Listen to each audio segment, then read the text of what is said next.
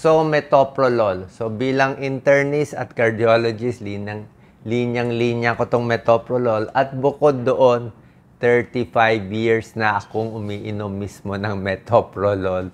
Pati si Doc Lisa, many years na rin umiinom. So, alam na alam ko lahat itong mga benefits at side effects many years ago pa. So, pag ang ending olol, beta blocker siya. Pero ang sikat usually ay ang mga sikat, propranolol, carvedilol, atenolol, metoprolol. Yan ang mga common na binibigay. Halos pare-pareho yung effect. Pero, yung metoprolol at atenolol, medyo iba siya. Medyo pang puso siya talaga. Kaya ito yung gusto ko. Ang gusto ko, metoprolol and atenolol, cardio-selective siya, beta 1, pang puso siya talaga. So, meron siyang maganda siya sa high blood, pampabagal ng heart rate, pang-relax ng puso, more sa puso. Itong mga ibang gamot, propranolol, carvedilol, marami pang ibang effect. So, minsan meron ding mga side effects. So, titingnan natin yung equivalent dose, ito meron mga equivalent dose. Ang metoprolol, usually sa atin, sa Pilipino, mga 50 milligrams twice a day binibigay. Yan ang medyo normal dose. Ang pinakamataas usually na binibigay ko sa Pilipino, for the Filipino patient, 100 milligrams twice a day. Parang sobrang taas na yon. So, 100 milligrams twice a day, 200 . Pero sa Amerika, hanggang 400 milligrams. Pero never ako nagbigay ng ganun kataas. Tingin ko baka sobra yon sa Pinoy. Kasi Pinoy maliit Di ba? Maliit yung katawan. Mas maliit ang katawan, mas payat, mas mababa ang dose. Yung mga American size, siguro kaya nila. So, actually ako, ang iniinom namin, mas mababa pa sa 50 twice a day. 1/4 lang ang iniinom ko. Minsan 1/4, minsan 1/2. Ganun lang kami. Pinahati-hati pa natin. Equivalent ng carvedilol is mga ganito. Mababa rin dose ng carvedilol. 12.5 twice a day or mas mababa pa. Para saan muna ang metoprolol? Okay? Metoprolol muna tayo.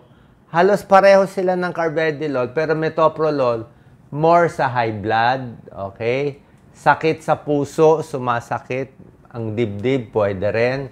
May tulong din siya, dagdag siya sa gamot. Mabilis ang heart rate. Ang pinaka-effect ng metoprolol, pinapabagal ang heart rate. Kaya nga yung mabilis ang heart rate, yung ninenervyos, yung may other problems, bakit mabilis, may irregular heartbeat, minsan nakakatulong ang metoprolol. Ito ang controversial, heart failure, pero later ko na i-discuss to kasi ang mga olol, metoprolol, carvedilol for heart failure, cardiologist lang dapat magbigay at sobrang mahirap siya ibigay. Okay? Very sensitive. Mamaya ko explain bakit mahirap. So, hindi ko to mapapayo sa ordinaryong tao, cardiologist lang pwede.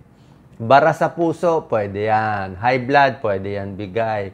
Para sa migraine, actually off-label to, pero sa migraine, may tulong din siya, prevents migraine. So, high blood, okay? Sa high blood, alam naman natin, 120/80 ang normal, di ba? Pag 139/89, medyo mataas-taas, bantay-bantay na, lampas 140, lampas 90 plus, high blood na yan. So, pagdating sa high blood, kung mataas ang blood pressure mo, tulad na sinasabi ko, mas maganda yung losartan tsaka amlodipine kung blood pressure lang problema mo. Kasi losartan, amlodipine, mas malakas sila. Mas malakas magpababa ng blood pressure. Kaya medyo malalim tinuturo ko pang cardiologist na to. Kaya pag super taas blood pressure mo, 200 blood pressure mo, 190, 180, mataba, diabetic, ganyan, usually amlodipine bibigay natin. Pinakamalakas. Pangalawa, yung mga sartan. Second, malakas, losartan, valsartan, telmisartan. Pangatlo, ang pinakamahina, magpababa, metoprolol at yung mga ibang olol like atenolol. Mas mahina, siguro ang bababa lang mga 5 points o 10 points lang. Mas mahina siya. Pero sabihin mo, mahina nga siya sa high blood. 'Di ba? pero marami siyang other effects eh. Kaya niya, tulad ng sinabi ko, pinapabagal yung puso. Diba? Para hindi mapagod ang puso nyo. Yung mga na-heartbreak, diba? May mga broken heart syndrome, nasisira yung puso. So, mas mabagal ang tibok, mas hinihina konti, mas relax, mas kalmado. Diba? Yung pagbagal ng heart rate, malaking tulong yun, lalo na sa mga may mabibilis na heart rate. So, may other benefits siya. Pag-usapan ko lang konti, okay, pinakita ko na yung benefits, di ba?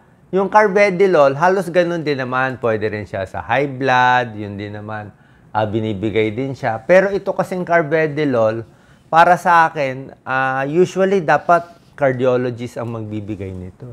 Internist cardiologist. Kasi usually binibigay ito pang heart failure, pang special med siya. Hindi siya usually, kung ang problema mo lang, mabilis ang heart rate o high blood, doon na tayo sa metoprolol. May generic, may mura. Ito, special class siya. Pwede rin pang high blood, pwede rin pang angina, pero binibigay siya ng, ulitin ko mababang dosis pang heart failure. Okay? Pero cardiologist lang magbibigay kasi sobra selan. Ang baba nga ng dose sa heart failure, di ba 25 mg siya? So, 25 hatiin mo, 12.5. 12.5 hatiin mo, 6.25. 6.25 hatiin mo pa, 3.125. Kaya nga may tableta na 6.25. Ganun kababa ang dose niya. Kasi nga sa heart failure, ang mababang dose ng carvedilol baka makatulong. Pero pag binigay yung carvedilol, babantayan yung pasyente 1 week, 2 weeks. Kasi pwedeng gumanda heart failure niya, or pwedeng lumala. Yan ang problema. Pwedeng gumanda o pwedeng lumala. Hindi mo masasabi. Kaya maselan siyang gamot. Kaya nagtataka nga ako, marami nagko-comment, naka-carvedilol sila. Pwede rin naman sa high blood. Pero ang problema lang kasi sa carvedilol, ito. Kung papapiliin mo sa high blood, sa nervyos, palpitation, mas gusto ko metoprolol. Kasi ang metoprolol, sinabi ko sa inyo, tawag namin dyan, selective. Ibig sabihin, pang puso siya, beta-1 blocker siya talaga. So, puso ang pinapabagal niya. Hindi katulad ng carvedilol at propranolol, bukod sa puso, medyo meron siyang side effect sa hika. In short, yung baga mo, mas sumisikip. So, kung kayo ay may hika, may problema sa baga, medyo hindi pwede ang carvedilol. At kahit yung iba, yung mga propranolol, pag-iingatin. Contraindication, bawal Heart failure, nag-uumpisa, baka pwede carvedilol. Pero kung cardiogenic shock, bagsak na blood pressure, bawal na rin. Liver problem, bawal na rin. Sobrang bagal heart rate, ito bawal to, metoprolol or carvedilol. Ang heart rate, ito rin, papunta na tayo sa side effect. Ayan. Mga side effect, dahil nga pinapabagal yung puso, minsan napapagod. Kaya ayoko nga mag-high dose Kaya inom ko nga 1/4 twice a day. Pag dinamihan mo rin ang metoprolol at yung mga ibang olol, atenolol, pwede ka mapagod, mag-fatigue. Okay? Tsaka pag inom ng gamot, nitong metoprolol, dapat yung heart rate mo hanggang mga 55 to 60 lang.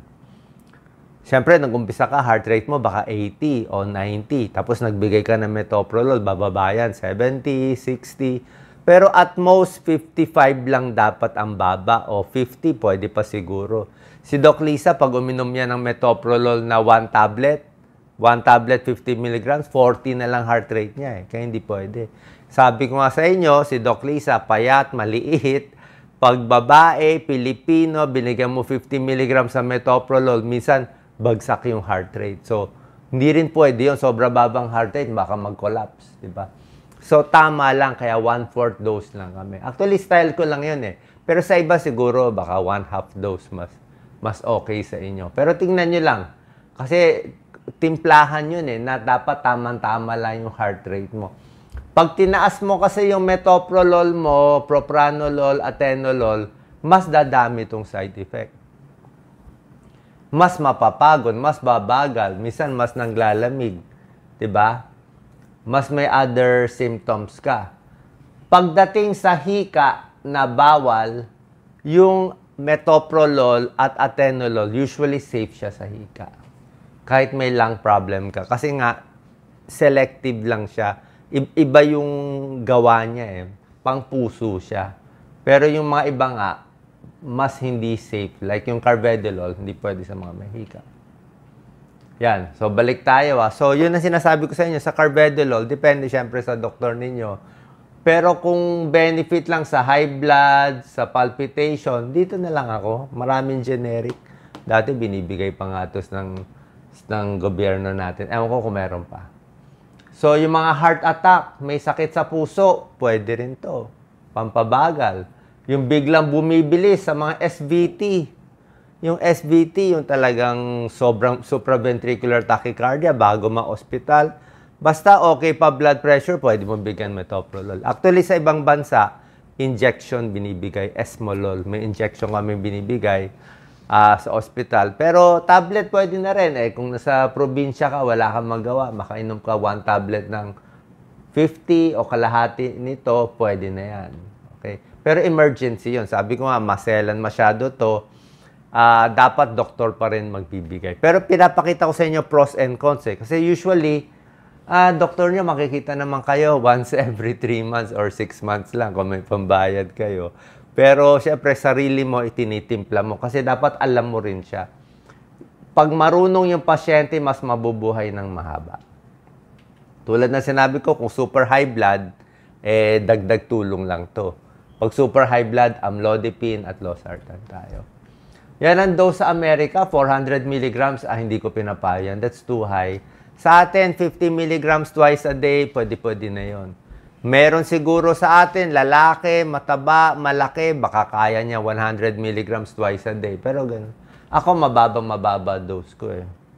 So ako, parang 12.5 lang ako. Wala pa akong 50 milligrams in a day. Ayoko kasi itaas yung dose ko. Kasi pag tinaas mo yung dose mo, nandito na tayo sa side effect. Mamaya na muna yung side effect na gusto ko mabawasan. Para mabawasan yung side effect ng metoprolol, makuha ko lang yung benefits, binabawasan ko konti yung dose. Lahat naman ganun ang gamot. Pag nabawasan mo yung dose, less side effect, pero less benefit. May added, panalo pa ang beta blocker. Bago lang nila nalaman to, I think, for the past 5 years. Pang stress, pang anxiety, pwede. Yung mga ninendervyos, yung mga musician, performer, mag-i-speech. Kasi nga, pinapabagal niya yung heart rate. So, kahit kabado ka, puso mo naman mabagal. O, di ba? Hindi ka gaano pinapawisan. Yan, para sa puso siya. Cardio-selective siya, beta blocker. Yan na, bagong buzz na anti-anxiety medicine. Binibigay ngayon sa Amerika. Yan, mga few years back. Ito, atenolol, yan ang mga binibigay nila for performance anxiety. So, minsan, pag may nervyos, hindi lang itong mga diazepam, Valium binibigay. Beta blocker, binibigay din siya. Okay? Siyempre, iba pa. Pamparelax, exercise. Yan, nakakabawas din ng stress. Ito mga side effect. Ang nakakatuwa dito, kahit 35 years ago kasi meron ako iniinom na gamot. Actually, may antidepressant ako before.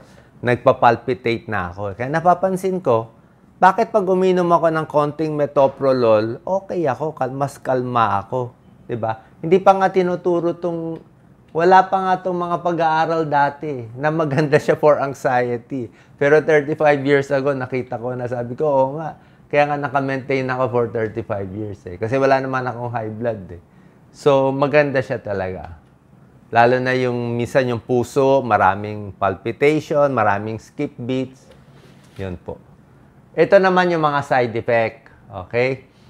Para sa akin, kung mababa lang dose mo, 50 milligrams twice a day, hindi ka naman dapat magkaroon nitong side effect I-trial nyo. Okay? Huwag naman sisihin lahat kasi nga may benefit yung metoprolol sa high blood, pamparelax, pampakalma, pampabagal ng heart rate, 'di ba? Sabi nga nila para nga hindi mapagod yung puso, wag masyado mabilis. May tulong din 'yon. Possible side effects, sabi ko nga, fatigue, kung mataas ang dose. Merong mga nightmares. Okay? Pero sa tingin ko, yung mga nagna-nightmare, may nightmare din ako, bangungot. Pero nightmare kasi kasama yun sa depression eh. So, hindi mo naman masisisi lahat talaga sa metoprolol. Okay? Bawal sa may hika yung carvedilol at propranolol. Pero ang metoprolol, medyo pwede. Medyo pwede siya sa asthma, COPD. Unless very severe. Bawal isabay sa alak. Ito, sinabi ko sa hika, hindi po pwede. Yan. Sa severe asthma, yan o, hindi siya po pwede. Yung mga may hika, kasi nga yung mga propranolol, carvedilol, pwedeng sumikip ito. Kaya kung may hika kayo, may hika ka, may high blood, huwag ka mag-metoprolol. Huwag ka mag-olol or beta blocker. Doon ka sa amlodipine or losartan. Pwede ka doon. Although yung mga losartan, baka may konting ubo. So, amlodipine. Ito yung benefits ng mga beta blocker, less anxiety. Ito yung mga side effects, baka may fatigue, insomnia, minsan nananaginip, pero hindi pa ganun ka-sure. Okay? Ito benefits, anxiety. Ito yung fatigue na sure. Ito parang walang effect. Ito hindi nila sure to. Wala to. No effect on beta blocker. Hindi ka madidepress, hindi ka ma-memory loss, sa libido, wala. Pero ito ang pinoproblema ng karamihan. Okay? Pakita ko yung pinaka-problema nila. Ang pinaka-problema nila ay impotence. Okay? Galit ng galit yung mga lalaki sa metoprolol. Bakit sila galit? Kasi baka daw ma-impotent sila. Actually, may chance na humina sa pagtatalik ang nakametoprolol. Okay? Mas kumukonti ang blood flow dun sa ari ng lalaki. Pero, nasa sa inyo naman eh. Pag low dose naman, tingin ko wala naman effect eh. Baka ano lang to, macho thinking ng lalaki. Kasi marami namang other benefit. Let's say, may sakit sa puso, mabilis heart rate. So ito, yan naman kinakatakot nila. Fatigue, erectile dysfunction, weakness. Pero yung slow heart rate, basta less than 50 ang heart rate, sobra ka na sa dose. Kailangan dun lang tayo sa mas maganda. Iba pang dapat bantayan, bawal itigil bigla ang beta blocker. Metoprolol, carvedilol, hindi siya pwede itigil kasi meron siyang rebound. May rebound, di ba? Pinapabagal niya heart rate mo. Normal heart rate mo, let's say 90.